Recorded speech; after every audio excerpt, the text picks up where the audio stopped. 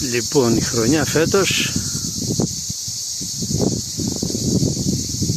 είναι πολύ καλή. Δέστε εδώ δέσιμο σε ελιά.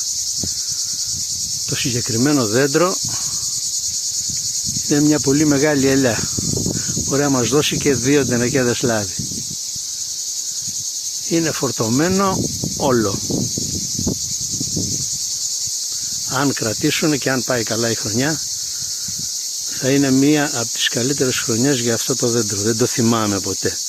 Είχε και άλλες χρονιές, ήταν φορτωμένο, αλλά σε αυτή την κατάσταση όλο το δέντρο, όλο, κυριολεκτικά γύρω-γύρω,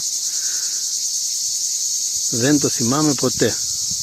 Όσο καιρό έρχομαι εδώ και μαζεύω ελιές. Μακάρι να βοηθήσει ο Θεός, να βοηθήσει οι καιρικές συνθήκες να πάνε καλά για να έχουμε μια καλή χρονιά.